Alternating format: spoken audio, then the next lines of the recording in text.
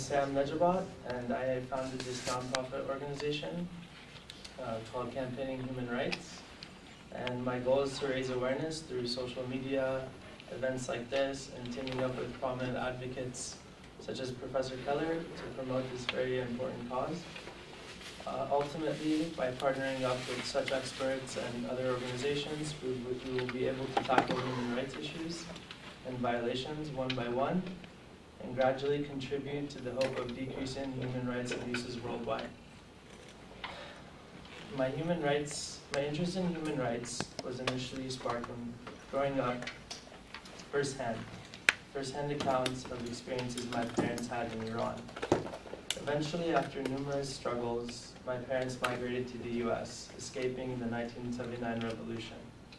Unfortunately, 33 years later, many human rights violations are still prevalent, and in many other places, particularly for minority groups.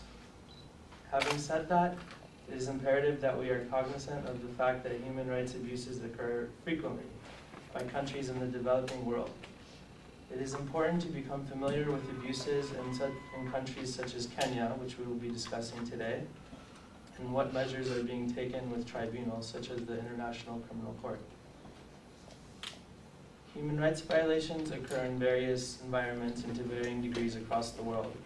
By collectively working together to create greater awareness and, more importantly, taking initiative to ensure we play our part, we can mitigate these violations. I will now introduce our guest speaker, Professor Keller.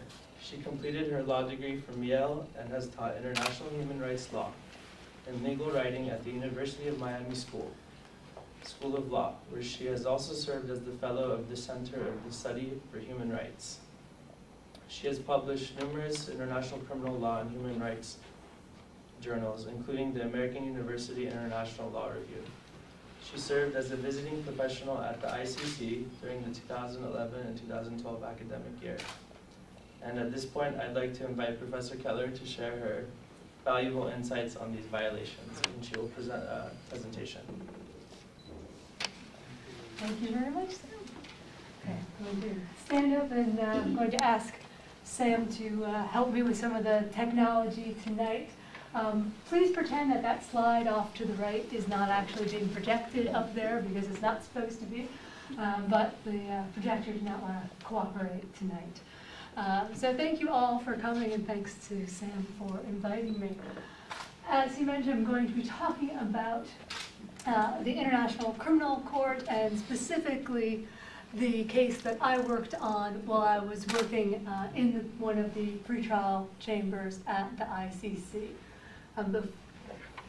The Kenya case stems from post-election violence, and in Kenya, as in many countries, there's a long history of violence surrounding political parties, surrounding the election. So these are certainly not the first instances of human rights violations on a massive scale, particularly connected to politics in Kenya.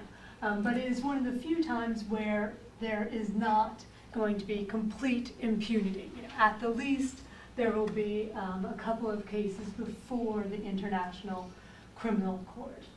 But before I talk about the Kenya case in particular, I want to just briefly talk about international human rights law in general, and then talk about how we've moved towards the criminalization of massive human rights abuses. So as many of you probably have heard of the various UN human rights law from other events, for example. One of the early documents is the Universal Declaration of Human Rights, passed by the UN General Assembly, which was one of the early documents, one of the founding documents of the UN, designed to enshrine protection for a range of human rights. Unfortunately, that's not an actual treaty, it's just kind of an aspirational document. So at the same time that that declaration was being promulgated, it was decided that perhaps we should have something a little bit stronger. Maybe we could establish an actual treaties to protect human rights. So that led to the International Bill of Rights.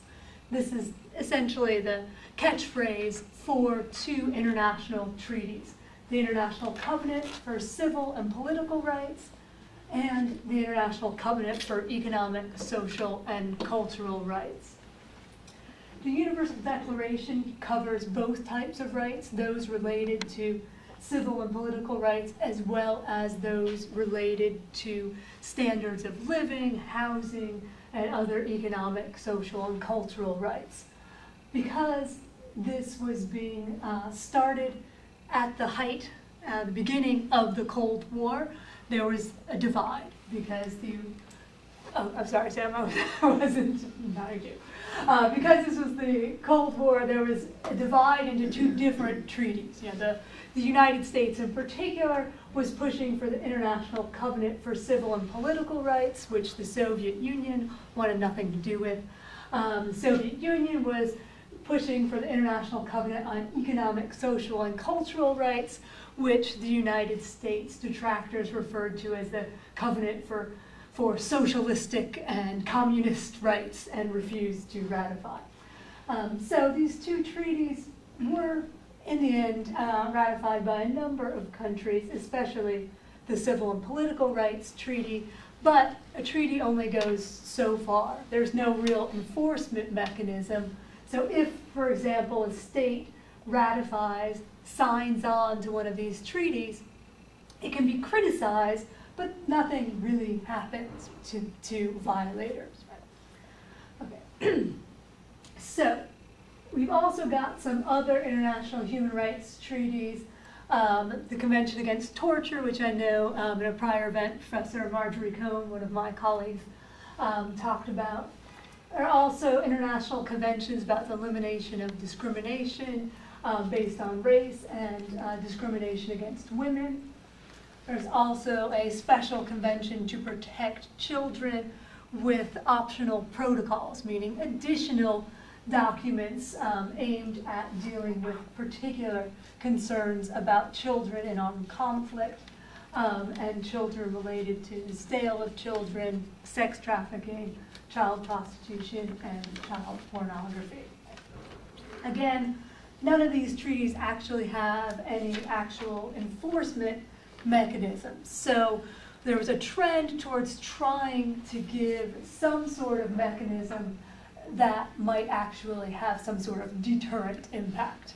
And so that's where we start looking at the criminalization of massive human rights abuses. I'm sure you all think of the first big one after World War II, the Nuremberg Tribunal, which dealt with what were then called crimes against peace, similar to today's crimes against humanity, as well as dealing with war crimes and the crime of aggression.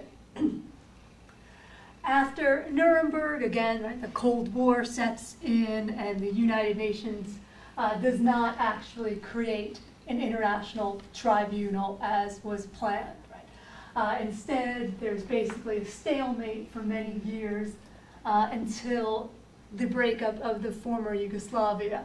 And in that conflict, there's lots of various human rights violations. The new term ethnic cleansing becomes popular, and the UN Security Council reacts by establishing a tribunal, the ICTY, the International Criminal Tribunal for the former Yugoslavia. At the aftermath of the genocide in Rwanda, again, UN Security Council says we need to have some sort of accountability for these crimes. Let's create the International Criminal Tribunal for Rwanda. These are all just ad hoc reactions to events. Right? But they start the ball rolling on the idea that perhaps we could get a sufficient number of states to actually agree to be part of a true international criminal court that would cover a much larger worldwide jurisdiction. So that's what leads up to the creation of the International Criminal Court. It was actually established when enough countries ratified the treaty in 2002 There are currently 121 states parties before this court. So, large number of states have now signed on. It actually came into effect much faster than anyone predicted it would. The ICC covers the main international crimes: genocide, war crimes, and crimes against humanity. In theory, it will cover crimes of aggression, but as you can imagine, there's a lot of controversy over what constitutes aggression. And we saw it, for example, in U.S. and its allies' actions in Iraq, very much controversy over whether that constituted aggression. Other states also may be accused of aggression in their various military actions. And so when the treaty was actually adopted, no one could agree on how to define aggression. Everybody said, yes, it should be part of the ICC, but let's just kind of leave it as a placeholder. At some point, we'll define it. So there has been a definition offered, but until enough states actually agree to it, it's still just a placeholder. But in theory, aggression will also be covered by the court. Now, one thing that I forgot to mention was that I am used to talking about this with my international criminal law students. There are lots of acronyms that I'm used to throwing out, so please don't hesitate to stop me if you have a question, either clarification or anything else. So before talking about Kenya, I want to give you an idea of how the ICC actually works. Right? So typically, a case, which is called a situation in its early stages, will get to the court one of three ways. One way is that the UN Security Council decides that what is happening on the ground in a particular state constitutes a threat to international peace and security, and says we can deal with that threat by prosecuting the offenders. Right? And so that's when the Security Council may refer a situation to the ICC. That is how a party, that's how a state that is not a party, like the Sudan or like Libya, has actually ended up being a case before the court. The second way a case might end up at the court is if there's a referral by a state that's actually signed on to the court. They could refer another state and say, hey, ICC, you should look at the human rights violations that are occurring in this other state party. So far, that hasn't happened. What has happened is what's referred to as self-referrals. Right? We have actual states like Uganda and the Democratic Republic of Congo saying, we can't actually prosecute these offenders, so we're asking the international community for help. So that Uganda, for example, asked the ICC to investigate and prosecute Joseph Kony and other leaders of the Lord's Resistance Army. And there are arrest warrants out right now from the court for those actors. The third way, and one of the most controversial ways, particularly in the eyes of the United States, is that the prosecutor of the court can actually trigger an investigation. Right? The prosecutor can kind of look around at what's happening in the world and say, I think that there is an international crime occurring in this particular country, and I'm going to start a case there. The prosecutor does have to get the approval of a pretrial